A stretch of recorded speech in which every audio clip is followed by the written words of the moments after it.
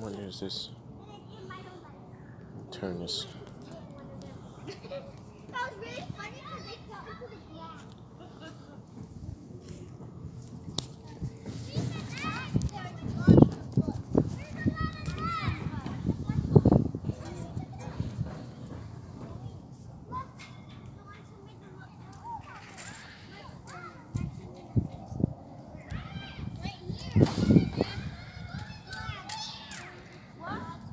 Who is that? Call on. Ooh, I like that. I hope that you tell me what that means one day. I bet it's real tight. I bet the meaning of Anwa Tugwa is depth in depth. There's a scripture that say the spirit teach the deep things of the consciousness, yea, the deep things. Derek L. Swebby, I appreciate you. Everything you are to me, Consul. And not letting these people sway you from the character and the being of the person dealing with you. There's no proving of myself I have to do, but I do need to share my story. Salam to you. Are you able to hear me correctly? Give me some thumbs up, some of those little emojis or something to let me know that you can hear me correctly and that you're receiving on the other end. Because I'm going to share from the beginning of to the end what happened in my life concerning being attached to body politics. Okay. So the word is that I was receiving money from the people and not performing, and that's the reason why the consulate kicked me out. They never kicked me out. Privately, Chalet Morbey asked me to step down in an email. I told him I would do so. The reason why I did is because I didn't want the people to be in dissension with each other behind the separation, you see. So I stepped down privately on purpose so that the body could stay and remain connected to the consulate and to the work that it was doing. Now, I thought in my heart they were going to cover me eventually from all the people that were lying. They never did. So now I get to cover myself by telling you the truth about what happened. Okay?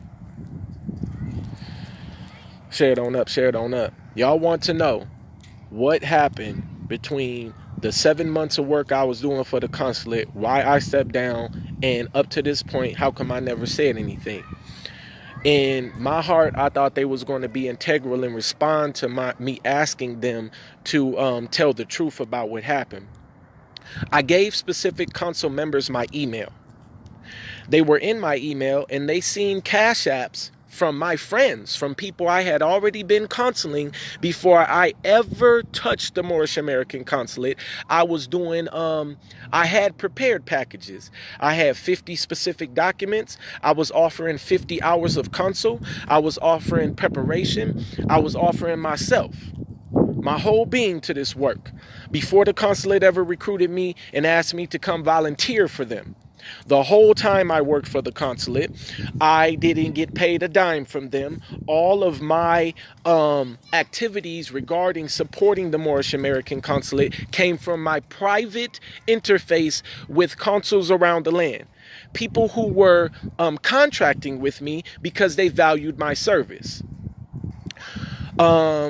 During the time I had contracted with specific consul members or specific nationals of the land, when the consulate recruited me, I enlisted them to help me do what I was trying to do. Some was extractions, some was specific documents, some was trust. There was a lot of different processes that I was learning as I was growing. What up, Elwood Evans? Everybody getting the juice and the truth so I could clear my air, so I could continue operating without these jealous people slandering my character because I'm taking away their ability to extort fiat from the people by lying to them about the processes and how it really goes. I'm giving it for free so that everybody can get it for free and they don't have to pay for anything anymore. I asked for contributions and help because I need it in order to continue to print out these documents and do this work. I need the energy. Okay, so you got that part. One of the consuls seen in my email that I got gifted 500 FRN notes. They called me to question. What is these 500 FRN notes for when the consulate is only charging $35 per nationality order? I said that was my private contractual agreement between myself and my friend concerning what we were doing. He had the ability to pay me, and I got documented evidence of him paying me previously before I even touched the consulate and after. Sometimes he would just gift on the strength. Whole half a rack in my pocket on the strength for no reason, just because he could. All right, those were gifts, but they called me into question. So I answered the call the first time. I went and I sat before different council members and I explained to them, and we agreed that my private practice was not associated or to be affiliated with the consulate. So it was okay for any national to choose to pay me whatever they chose to for the services I was providing for them outside of nationality work. Okay. So after the matter was adjourned and we all agreed that it was okay for me to receive because they were not paying me, remember that, and there's a law in the 1963 Vienna Convention that the states are supposed to support financially through their funds consulate activities. I was trying to push that. I was trying to get the consulates to make the actual corporation pay us for our work. They didn't go that route. Okay. So now I'm not getting paid by the consulate and I'm not getting paid by the states that I'm representing. So what am I supposed to do? How am I supposed to eat when I'm devoting the fullness of my being into this 12 hours a day, 16 hours a day, answering phone calls in the middle of the night? Huh? Tell me how I'm supposed to eat. I received from the nationals whatever they were choosing to pay me for the work that I was doing. That's how I ate. Okay. We keep on going. They got access to my emails. They see it again later on. Want to call me in question again. I answer a second time, even though we already adjourned the matter. What? Okay. The third time, I refuse to sit before this tribunal and let them control how I operated on this land. What up, Ronald DeMar? I refuse to continue to answer to them concerning my activities privately with what I was doing with the consulate. Now, I spent out of my personal funds that I made $550 to mail all 55 governors an affidavit of existence for the consulate. I never saw that $550 back, and I have a receipt for that. Some of the council members, the higher up ones, sometimes would call me and ask me for help financially for certain things. I would gift them. I took care of that, and they never returned that unto me. Certain council members were promising me particular things like salaries, like store up your hours. They said keep track of your hours because we're going to compensate you for that. They said things like all of the things that you do, all of the things that you send, all of your energy that you spend, we're going to recompensate you for that. Store it up. When our finance department gets together, then we'll take care of you. That's what I was told. Now, I think the only reason why anything happened to me is because I don't allow people to control me. And when you're dealing with body politics, all right, the first thing is if they cannot control you, then they don't want nothing to do with you. Why? Because if you're out of control, then anything in the positive light, anything that they're doing that is not du jour or not of a lawful nature could potentially be exposed by the person who's out of control. I'm out of control with the truth, baby. That's what I'm out of control with. Shit. And me being out of control with the truth exposes liars, exposes people who have how should I say this? Ulterior motives or agendas other than freedom. Straight, pure freedom. Share it on up, share it on up, share it on up as much as you can. Click that share button.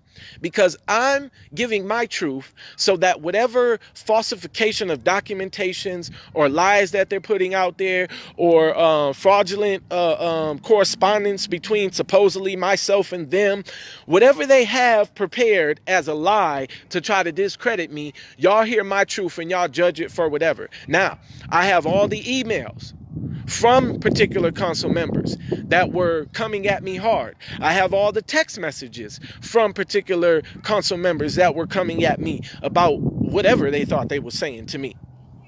I'm not a Moor. Descendancy comes from the mother.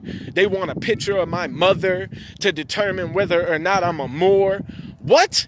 I said, how many mothers does a man descend from? Even if my mother is partially German and is partially Italian and is partially Blackfoot and Choctaw, even if she is, that still doesn't negate the fact that my grandmother, also whom I proceed from, is 100% blood Moor, darker than most. And that don't even make her a Moor, because I, in my genetic code, know Moors. They call them sand Moors or sand niggas. They are light as shit, but their genetic code is all Moor. That's Asiatic, by the way. So, if you want to determine whether or not somebody's a Moor by the color of their skin or the percentage of the other ethnic races that they have connected to their bloodline, then you are damn blind. Check the blood work, baby. Now, after I just revealed the truth about what really went on with me in the consulate, okay, all the way down to the nitty-gritty, I have made every attempt to cordially reach into them concerning everything so that they can clear the air, and they have not done so. So, 43 days, 10 for notice, 10 for default, 10 for order of non-performance, 10 for judgment, 3 to execute. That's 43. I've executed after 43 days plus some. I'm executing right now. Judgment, matter adjourned, Asain Bey stand in his integrity concerning his activities with the nationals around the land, the Moorish American consulate, and the people at large. Now, after me stating these verbal truths, if you want more emails, if you want more affidavits or text messages from particular consuls, if you want the promises that were made to me in emails and in text messages, I will send them to you. But I don't need that. Why? Because the vibratory frequency of the being that's speaking to you, you know, is telling you the truth. Why in the hell would I keep going through all of this with these people, including y'all? Because I want freedom for everyone. And I will fight for freedom for everyone before I acquiesce to bondage or slavery ever again. Never again. It's slavery and bondage to lie to yourself. It's slavery and bondage to tell yourself you are heir and you're still paying for the land that you live on. It's slavery and bondage to know that the responsibility of the Grand Sheiks is to issue you credit and you ain't asking them where your credit at. It's slavery and bondage in your mind as an heir to sit there and hold to these truths and not actually effectuate them in your life tangibly. You lying to yourself. I'm not going to do that. So, what it took them 105 years or whoever it is not to do, it took me 1 year to do, because I refused to stand and look in the mirror and lie to myself. After all of that, what's the last little motion? To any Grand Sheik or Temple Moor that is de jure and has been putting in the work, I'm not talking to you, and I honor you. Okay? You have presented examples through lawful affidavits and writs that the whole entire body can use as an example. And when I went back and looked at the Regency headquarters and the Societies, is sound and de jure. They showed us what to do. You take 6 members, you put heir apparent on there, you write your affidavit in your writ, you thumbprint it, you put a UPU stamp on there, and then that's a de jure document. They did the work to show us how to do it. Now, if we want to go and sit there and blast them because we too lazy to get up and do it ourselves and we want them to present us to the world, then we're still children. I'm not going to be a child. Thank you, Grand Sheiks, who prepared them documents since 2007. You know who you are. Affidavits of fact, thumbprints, everything you can think of. They did it for us as an example.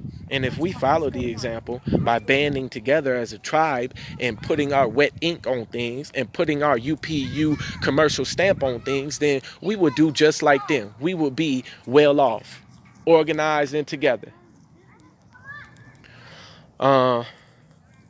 You don't want to follow the example of the elders, and then you want to charge the elders for not being there for you when they've been here the whole time, preparing examples for you, in short of coming and wiping your ass.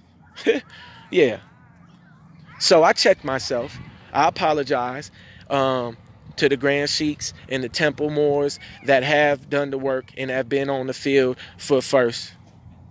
I appreciate all of you for the life force and the energy that you've put in to keeping us.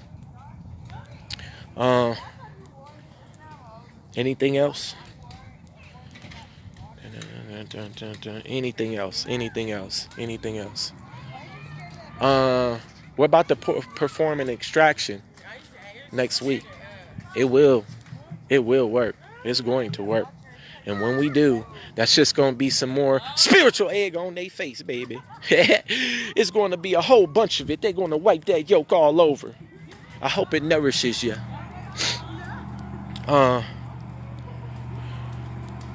Thank you for giving me your time. This is my confession on the stand of the court of the consciousness of the Asiatic Moors.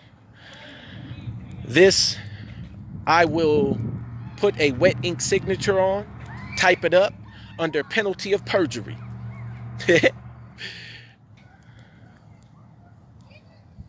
Yeah, they look.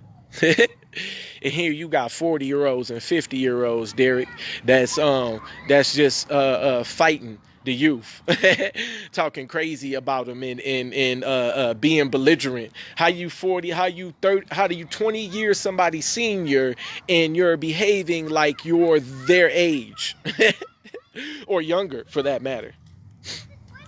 I'll see y'all when y'all get here. I know who's on the way. Energies of protection be upon you real soon.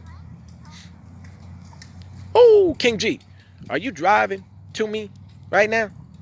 Get off the line and focus on the road. I thought I seen you on the road redlining on the way. True. If you driving, you get off this road or get off this phone and pay attention to the road. I'll see y'all soon.